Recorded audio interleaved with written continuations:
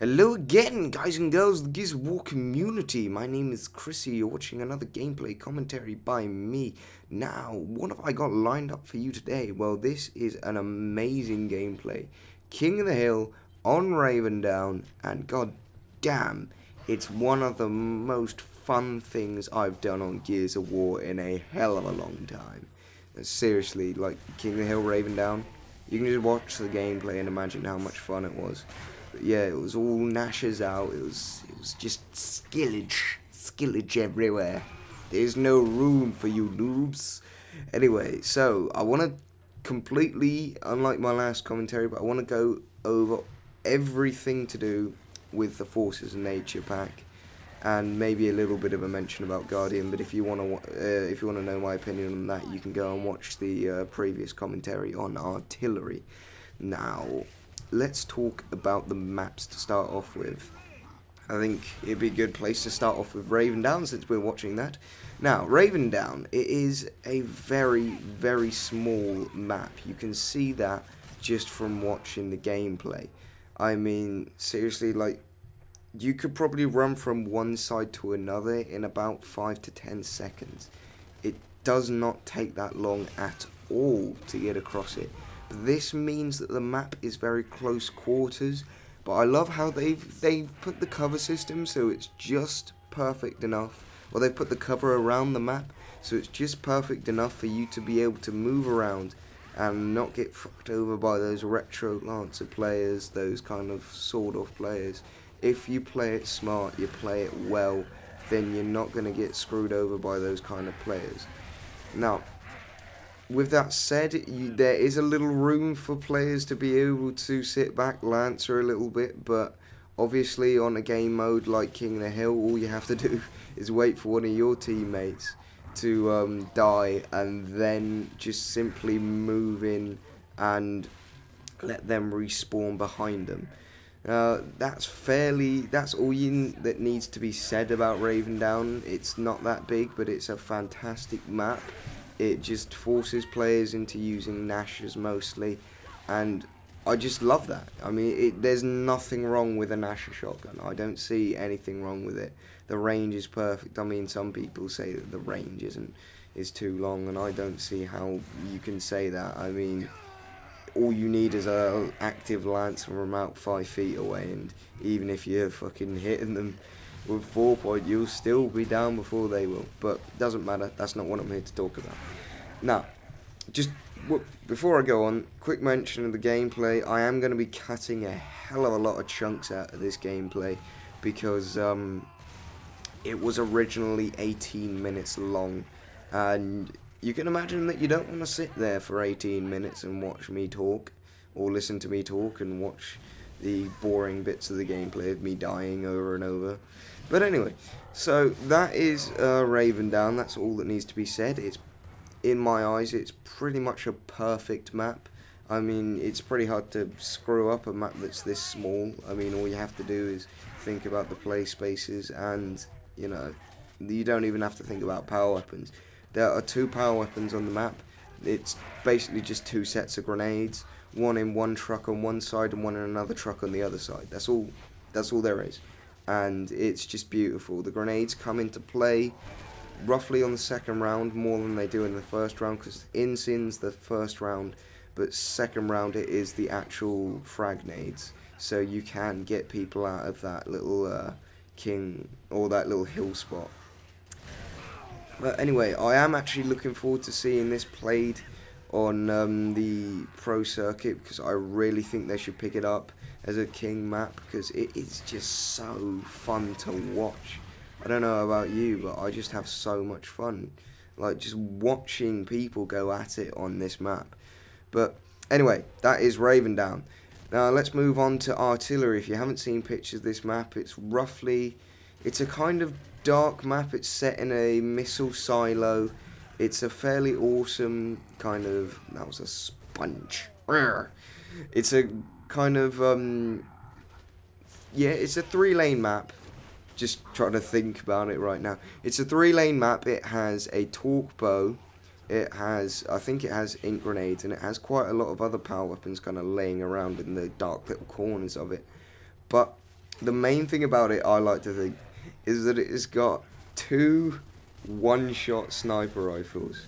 That is just, the thought of that is just beautiful. It's got 2 one-shot sniper rifles either side, both looking at each other. I think, I can't remember. I haven't actually used the one-shots on that map myself because it doesn't really interest me that much, or interest me to use. But still, it's a lovely idea that you could have 2 sniper rifles that insta-kill someone looking at each other, which you can't really move while you're aiming.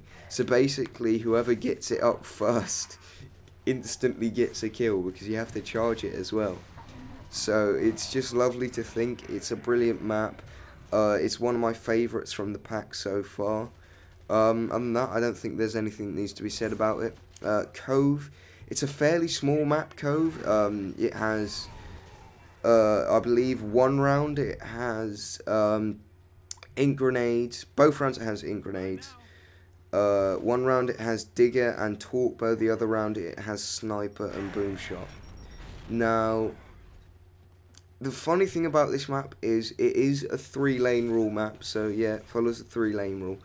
But unlike a lot of other maps, it completely sections off one lane from the other, so you have to go all the way around the back of one lane to the other.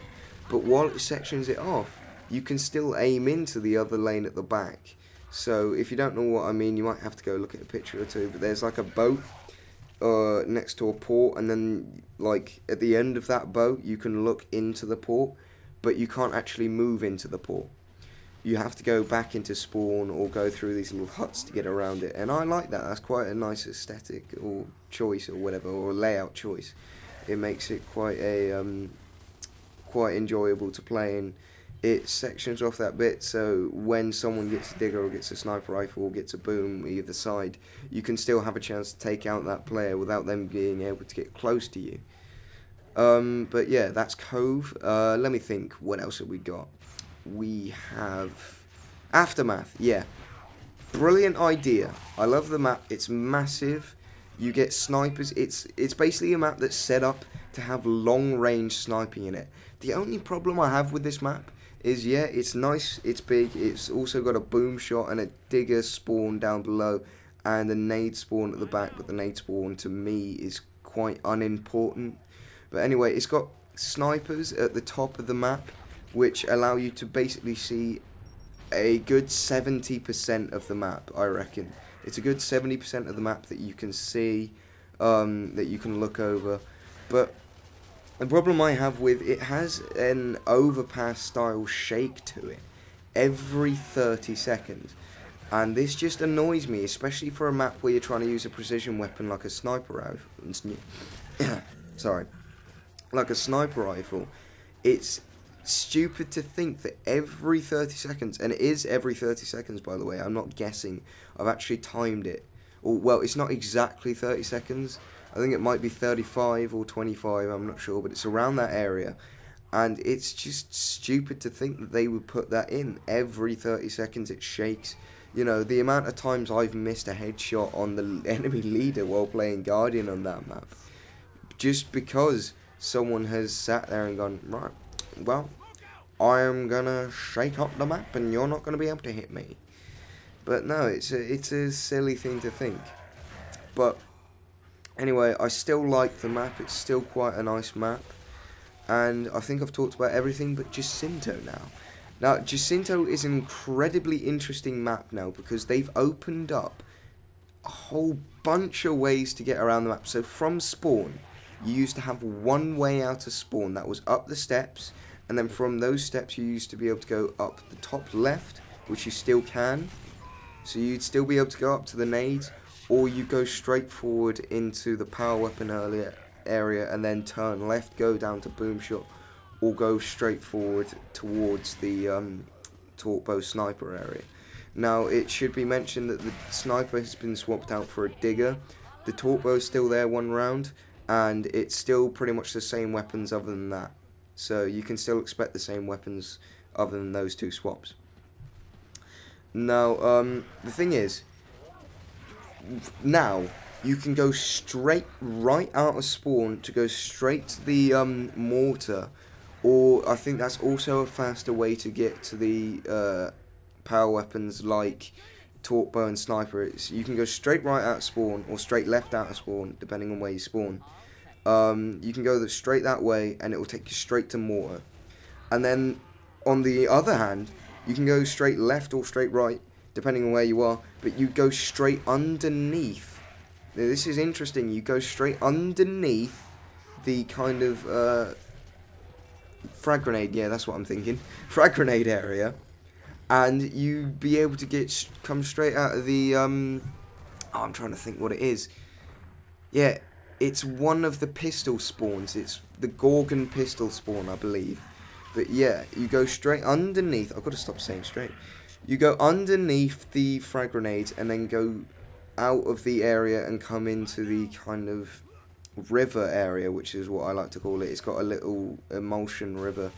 And then obviously they've opened up that one-way area which used to be, well, they've also opened up the one at Mortar, but they've opened up the one-way area at Frags.